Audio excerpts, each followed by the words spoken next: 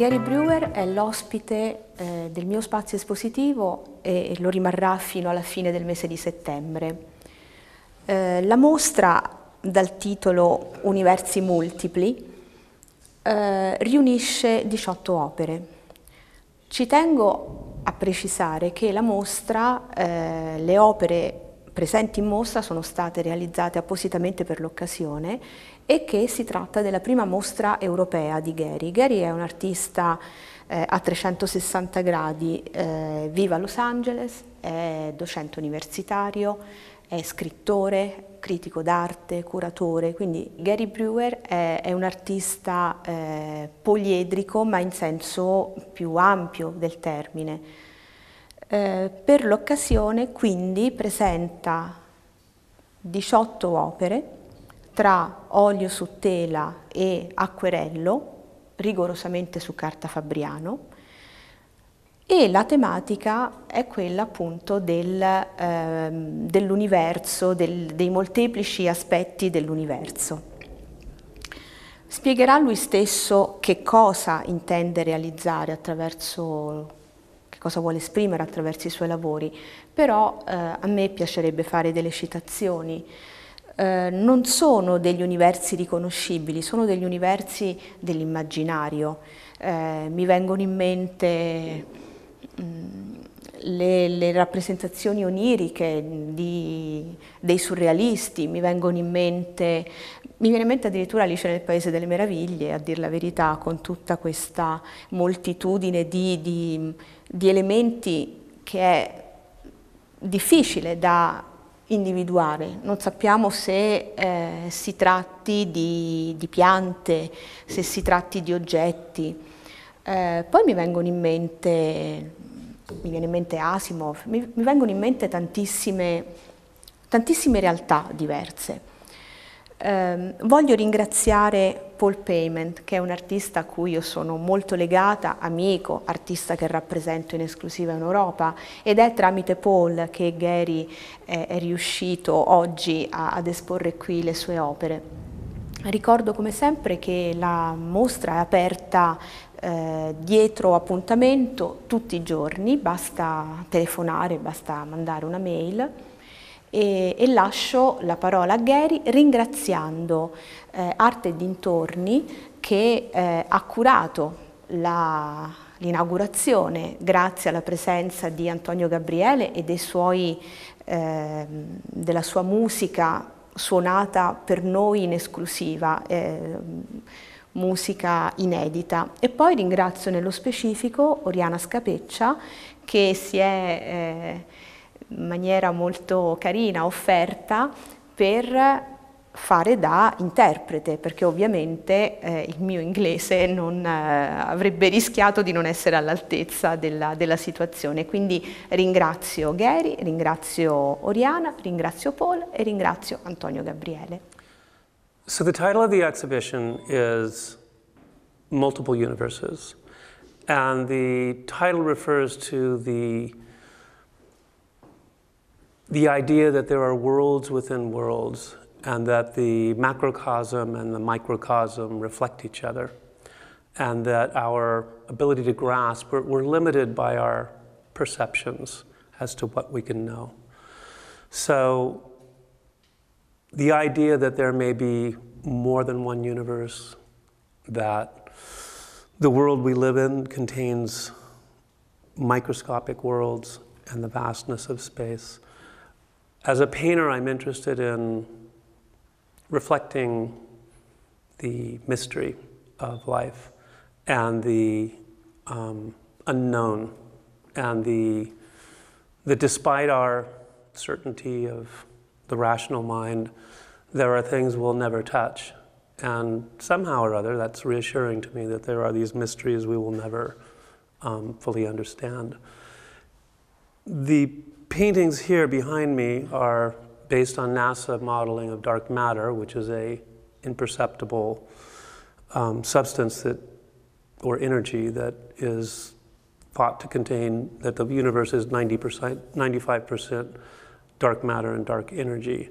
And the way that NASA was able to model it is pretty complex, but they created a computer-generated model image that I ran into years ago.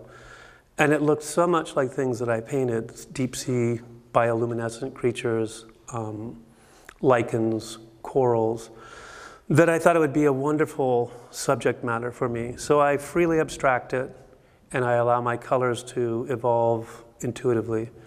And it becomes a metaphor for that unknown and the mystery that sort of we're enveloped within. When I paint these, I listen to music. I listen to kind of classic American jazz, contemporary composers like Philip Glass. And I deeply listen to the music and have it affect color choices. It's a way to,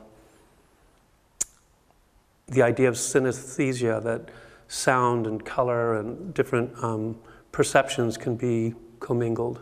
So it's an interesting way to approach making art, to have music influence your thoughts and your choices. So with these two paintings, I went deep into the colors using the deep chords of, say, John Coltrane or Miles Davis, two classic American jazz musicians. These paintings have more of the complex forms from nature. There's something about, when I first started painting coral, for instance, or orchids, it's not in a, beauty is a very complex word. It's not just it's not in the eye of the beholder, it's a innate truth about our existence. I believe that we are drawn to beauty as a form of almost consciousness. And when I see certain forms, the complexity, the similarity to other forms, the mirroring of one, the macrocosm to the microcosm, the body to the cosmos, I'm affected by certain forms more than others. Those are the ones that I've chosen over the years. This grouping is an excellent grouping of the natural formations of gold, red coral from the Mediterranean, lichen, which is like a moss that grows on trees, and the orchids. Each of them express something poetic and complex and have a psychological complexity that makes them more than just a handsome object or something that I'm painting because it's beautiful. They contain something more mysterious and suggest things about how we were created, that through deep time, forms develop, evolve, and we go from simple organisms like single-celled organisms to more complex, and then through time, human beings in this world that we live in have come into being. So my paintings are kind of like a reflection of that fascination with that history and the poetics of what is known and what is unknown. The paintings that I've been speaking about are oil on canvas. And oil on canvas has a richness and a sensuality to it that allows you a great deal of freedom to make mistakes, correct them, go down a certain path, realize it's not the right direction, change it. Watercolors, on the other hand, are very demanding. It's a very disciplined art form, which is both satisfying and a little terrifying because it's so easy to go too far and you can't back up. It's like a one-way street. But I love them. With these, I've allowed the watercolor's sensuality, the fluidity of the movement of wet paint flowing into each other in the backgrounds to kind of establish a mysterious atmospheric space. And then again, using my corals and botanical forms, and these are natural formations of copper. Again, I'm using the structures and forms from nature as both the building blocks of my paintings and a reflection of the building blocks of life. What's what's really fascinating about watercolor is that the vividness of the light, again, in oil painting, you paint your white in, and you do your gradations very carefully with the brush. With watercolor, all of the white is just the paper beneath, and it's almost like a form of magic when you look at them and you realize that the paper is the white. And I don't know what it is. There's something about the illusion and the fact, the physical fact, that the white that makes it look so volumetric and spatial is the paper itself. It also gives it a brightness. There's a light in watercolors that's unusual. And for my sensibility, I love watercolor because I have a real love of precision, of detail, and of capturing and rendering something in very, very carefully crafted techniques. So watercolor kind of amplifies. I do it in my oil paintings, but with watercolor you just cannot make a mistake. So it adds a kind of dimension to it that's very satisfying. So I haven't spoken about my titles. I'll speak about the title to this one. This painting is titled Sibylline Verses, and Sibyls were assistants to the oracles. They would go into the temple at Delphi and be intoxicated by the spirit, and their utterances would become, the oracles would decipher what the speaking in tongues, and they would foretell the future. I love to draw rich narratives from myth and history, from art history, but really from the history of consciousness. So I search for titles that are complicated and beautiful. In fact, having the show here in Umbria, I thought a lot about various myths, both from the people of Umbria, the Romans, the Greeks. So many of the titles are based on those. It doesn't really guide the choices I make, but it just adds another dimension to the interpretation of the work when there's a title suggestive of some other universe of the imagination. In this painting, again, it's based on imaging of dark matter. When I say that, I freely manipulate.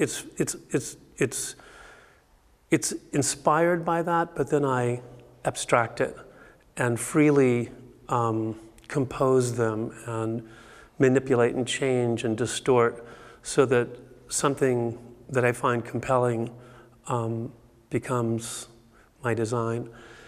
In a painting like this, again, where the colors are inspired by listening to music and really finding a deep connection to the relationship between the body feeling sound and that affecting my sense of color and the color choices that I make. In a painting like this, I also get the added character of these becoming almost like figures, like some kind of cat-like figure or sphinx, or these almost faces, insectoid. All of these different forms become animated. And in the process of painting, painting is a form of magic.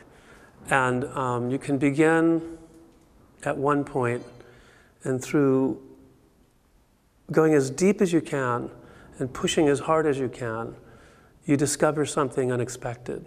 Like, I have my paintings pretty well thoughtfully designed, but once they begin, they have a life of their own. So a painting like this, even though I had the design pretty much figured out, I had no idea it was going to look like this. I had no idea that this figure was going to be so prominent, that these would be these mysterious, dark figure-like apparitions in the background, that this movement would become so oceanic. So everything is it's like an epiphany. It comes upon you suddenly, and you don't really know until the very, very end of the painting. So this particular painting I was really thrilled with. It was probably one of the first ones where I was getting into these deeper, darker, richer color chords. And the color affects the content. It affects the emotion that you experience when you look at it. It affects the feeling of space what you're looking into. So I think that I've said all that I can say today about my paintings, so I will wrap it with that. And I will thank Adelinda Allegretti for inviting me and Gualdo Tadino to show at her gallery. Thank you.